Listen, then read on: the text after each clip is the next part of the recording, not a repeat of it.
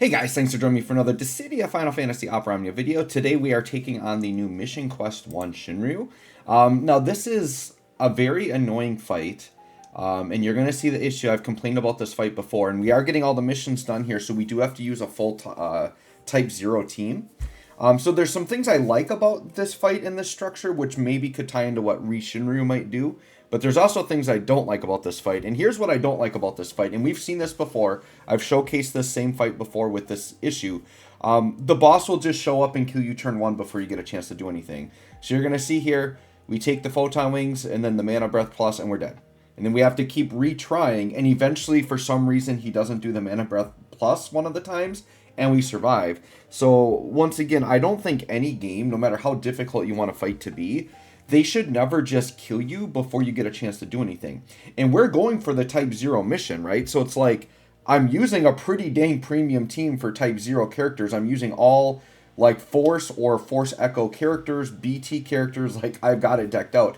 I think the safest way to get through this is probably having 8 on the team, because I think 8 would have evasion up right away. And I think with 8 dodging the first attack, like, you wouldn't take enough damage and you'd be fine. But you shouldn't be that limited to, like, what you're trying to do, right? So, sure, if they want you to take that attack right away, fine. But don't make them, like, follow up instantly. So here we take just a normal Mana Breath instead of Mana Breath Plus. So luckily we can finally survive here. I was actually about to give up. And then this attempt actually went through. I was going to, like, reboot and, like, stop recording. But I had to show, like, the frustration of that, right? Now, there's a couple of things with this, right? This fight can seem restrictive because, like, they're going to put really powerful debuffs on you. So you have to have cleansing. So you can handle that through a call, right? So the thing with this fight, it's kind of challenging, but in a different way. It's not like a fight where the bosses are, like, super tanky. So what you notice here is because we're restricted to Type 0 and everything else, like, they're actually, like, pretty squishy bosses. Like, you can get through this, you know, with not a very optimized force time. So I think this is a fight that really has you utilize calls and utilize friend units to get it done. So I'm going to put Raijin on right away, because I know they're going to try to do, like, nasty debuffs to me. They do buffs on themselves. Clearly, they're trying to damage me pretty good because we, you know, died instantly a bunch at the beginning. Rem's going to be really good so that we can kind of cure up and kind of keep that going. But you can see, like, our damage has been pretty weak, and we are actually knocking % off of these guys. So I brought Ace. I thought Ace would be a nice, interesting character. I have him green. I have his FR all the way done, so I figured let's bring him in. So what I do like about the fight is I am, like, breaking out interesting team comps, right? And when the bosses do have, like, way less HP, and this was, people were commenting on this on my RE Shinryu, that some people are hoping that the bosses maybe won't be as tanky, and I can kind of see it in that, like, you know, with RE Shinryu, with the Lufenia Orb, you're not going to be able to necessarily just, like, ramp and go into, like, really big damage. So if they do balance it where the bosses maybe don't have quite as much HP, but then you kind of have to use, like, weaker characters, weaker team comps, you can't just ramp really fast, kind of just to have a more balanced fight, I think could actually be a good thing, right? So what I did here, and it definitely is overkill, but a good strategy you can do in Mission Quest, because you're allowed to bring friend units. You know, like, if I'm looking at exclusively Type 0, Type 0 doesn't really have a fantastic standalone damage dealer. You know, I brought Sice and Ace, and they're more of, like, an off-turn type setup, and they're going to do good damage over time, but they're not going to be, like, very powerful, like, on-turn, like, damage during a big force number. So what I did was I just brought in Astos Friend. I think this is the other thing that Mission Quest is doing really well.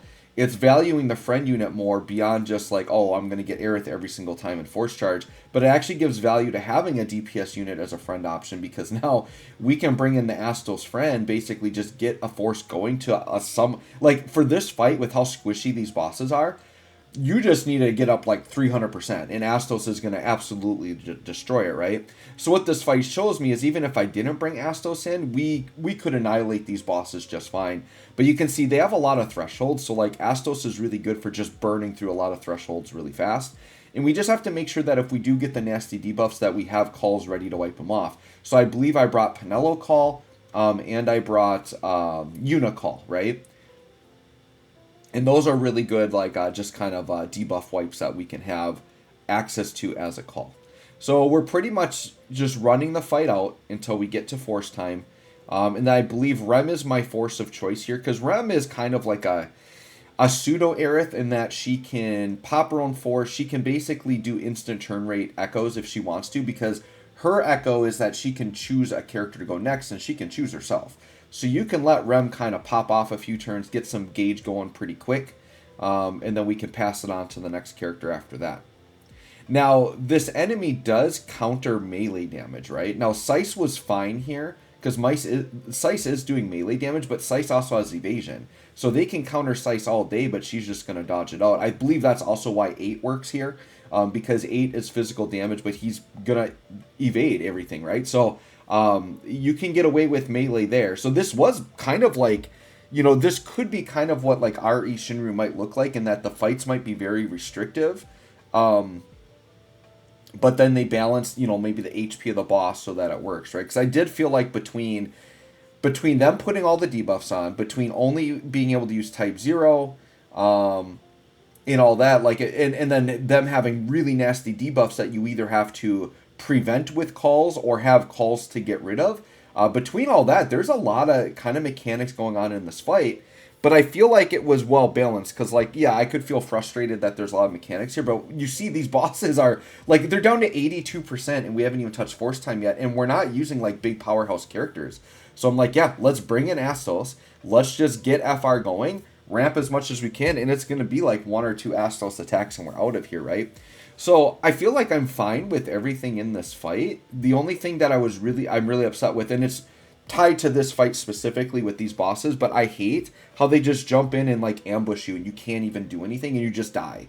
Like, once again, that's a good way to frustrate a player base, right? Because I could imagine, like, what if I'm a newer player and I just got to the point that I'm beating Shinryu the first time, and maybe I just beat the first couple Shinryus I've ever beaten, and I'm feeling really good about the game right now, and then you open up a fight like this and you're just getting killed instantly and you feel so defenseless, and a newer player might not know that they can just keep retrying it, and there's like subtle differences that sometimes you'll get through.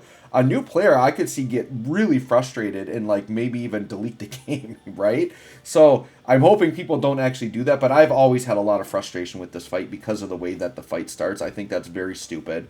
They should never allow you to be killed before you even get a turn, especially if you're using like premium like characters for the fight, right? Like, I have a really large box, I have very premium characters. There's no reason that should be happening. Now, yeah, if you're trying to solo fights, that's totally fine. Like, that's the risk you take. But I'm running a full team of 3 like very good characters here, trying to fit the mission in, and they're just like, nope, we're just gonna kill you a bunch. So the funny thing was I actually recorded a run before this. I did not look at the missions, and I didn't realize I had to use Type 0, so I did like a different team comp completely.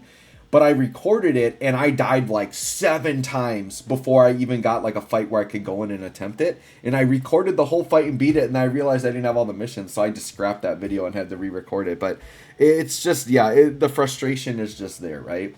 So we're about to finish things up here. You can see we're at 289, but Astos, he's putting in work here. He doesn't need a lot. Yeah, we already got the enemies down to 50%, right? So here they go. They're bumping on like the big debuffs. Now, the debuffs we have right here aren't that bad. They're debuffs that never run out, though. There's no time on them, so you have to dispel them if you want to get rid of them. But the debuff that doesn't come down is just an HP damage taken up, which can be nasty, but like, we're fine. We're like not gonna let them hit us. We're gonna just beat through this. But they also have, like, if I didn't have like the Raijin on early and stuff, they do like a freeze and a poison. That's really nasty. And when they freeze you, like, you can't do anything. So I guess the couple of things you're dealing with this fight really is you got to deal with the debuffs, and you got to get through that first barrage where they're just like killing you automatically, which is really frustrating, really annoying, right? Alright, so now traps are popping off. We're at 500%. You can see, though, these guys are super squishy. So I do like that they did balance them with very low HP, because, like, otherwise this fight would have been actually pretty challenging. But yeah, Astos now is, like, one shot away. They do heal back, but it doesn't matter. We cover that up so fast. Astos is like, sure, let's just do a Dark Slash. That's, like, his more AoE attack, right? And then, yeah, you just literally wipe them back down to 14%. And then with all these traps popping off with Sice and Ace, like, yeah, we're good. We are good here. But yeah, this mission quest, like, this is gonna test players' boxes, right? Because you know, between me using like Ace and Sice, like these weren't like highly like touted characters to pull for. There's a lot of players that maybe did not pull these characters. So you're gonna have to dip in and see what your type 0 looks like. But based on like how, you know, squishy the boss is, I think a lot of players maybe got a character like Ram. So it's like if you have Ram, you could almost carry two other characters if you bring in like a friend Astos, right? So anyways, guys, there you go. There's my mission quest 1. Let me know what you ran for this team, how you got the mission done. Thanks for watching. We'll catch y'all on the next one.